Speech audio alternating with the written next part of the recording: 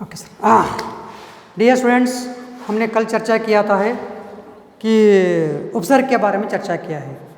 उपसर्ग किसे कहते हैं, उसके परिभाषाओं के बारे में चर्चा किया था। उपसर्ग जो शब्द से पहले लगाकर उस शब्दांश के अंतर्गत परिवर्तन हो जाता है, हम उसके बारे में चर्चा किया था। वही आगे हम जो देखते हैं कि सुफिक्स यानी कि प्रत्यय।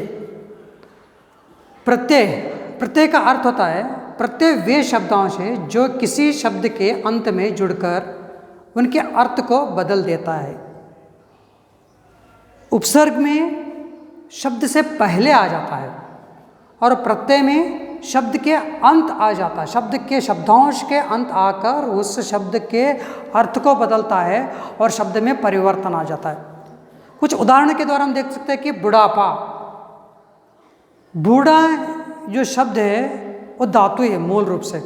बुढ़ापा, मिठाई वाला, लिखावट, लिख से लिखावट हो गया। तो ये मूल शब्दों को हमने क्या किया, मूल शब्द को वहाँ पे अक्षरों को जोड़कर, तो उसमें परिवर्तन आ जाता है। उसमें क्या हो जाता है कि हमें उस अर्थ बदल जाता है। हिंदी के कुछ उदाहरणों के बारे में हम यहाँ पे बता रहा हूँ। कुछ उदाहरण यहाँ पे है। अक्कड़, दुमक्कड़, बुलक्कड़।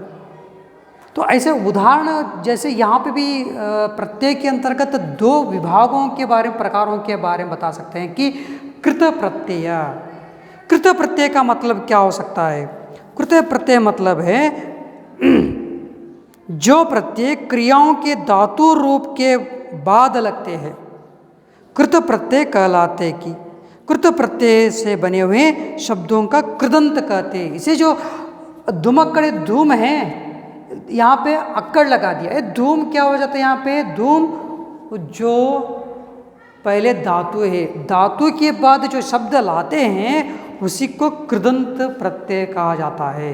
धातु यानी कि उस शब्द के, उस शब्दांश के मूल शब्द, उस मूल शब्द को हम अक्षरों जो प्रत्यय लगाएंगे तो क्या होता है, उसी को कृदंत प्रत्यय कहा जाता है। दो भागों में देखा है ना, कृत प्रत्यय, कृदंत प्रत्यय। तो उदाहरण के तौर पर अंत, रटंत। रट क्या है? मूल धातु। रटंत होने के बाद क्या हो जाता है? वो गड़ंत।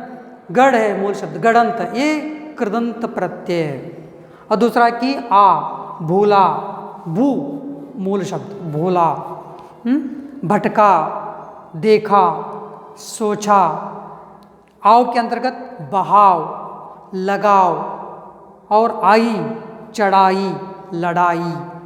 जो मूल शब्द को, उसको वहाँ पे अक्षर जोड़ने से अंत में, धातु, धातु किसे कहा जाता है कि मूल शब्द, उसको अक्षर जोड़ने से जब उसके परिवर्तन आ जाता है ना, उसी को कृदंत हम कह सकते हैं।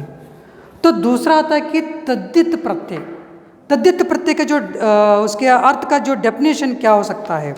तद्धित प्रत्यय मतलब जो प्रत्यय धातु शब्दों को छोड़कर, धातु शब्द है ना पहले, उस शब्द को छोड़कर, जैसे कि संज्ञा, सर्वनाम, विशेषण और अव्यय के अंत में जुड़कर उनका अर्थ बदलते, वे तद्धित प्रत्यय कहलाते हैं। जैसे रंग, रंगीन।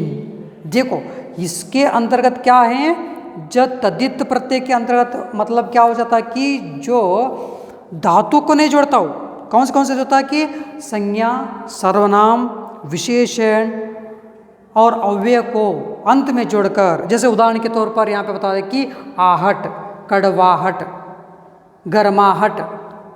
जैसे कि सुंदरता और हंसता, आलू, दयालु, कृपालु, त्व, व्यक्ति। मतलब ये जो शब्द पहले रहता है उसको क्या करते हैं कि शब्द जोड़ने से क्या होता है, तद्धित प्रत्यय बन जाता है।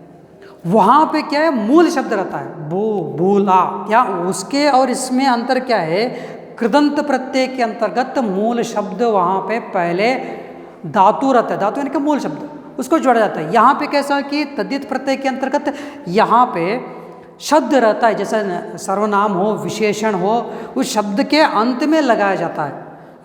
जैसे कड़वाहट, कड़व है ना शब्द ना, यहाँ पे कड़वाहट हो गया, खिलौना हो गया, खिलौना, सुंदरता, हंसता, दयालु, कृपालु, ऐसे और सारे उदाहरणों को मैं बता सकता हूँ कि जैसे ईन, पंडिताइन, पंडित है शब्द वहाँ पे संज्ञा है, पंडिताइन हो गया है। और दूसरा कंटक, हमले पखंडी, सुनहरा, हरा, सुनहरा, लोहारा, पनिहारा, मतलब जो शब्द रहता है उन शब्दों के अंत में जब हम बताते हैं ना उसी को तद्धित प्रत्यय कहा जाता है। ऐसे इन जो प्रत्ययों के अंत पर दो विभागों में बांटा गया है। और भी उदाहरणों को आप क्या करना चाहिए, जब पढ़ते रहते हो, पढ़ते समय ऐसे पुस्तक के अंतर्गत उपसर्ग जब आता है उसको अंडरलाइन करना चाहिए। हाँ, दूसरा जो प्रत्यय आता है उसको भी क्या करना चाहिए, आपको अंडरलाइन करना चाहिए। इसी तरह ज़्यादा प्रयत्न करोगे, प्रयास करोगे, ज़्यादा पढ़ोगे, तभी हम क्या कर सकते हैं, इसके बारे में जानकारी ले सकते हैं। इतने आपने यहाँ पे सुना तो और आप प्रैक्टिस करो और टेक्स्ट बुक पढ़ो आप, और भी आपको इसके बारे में जानकारी मिल जाएगा। धन्यवाद छात्रों।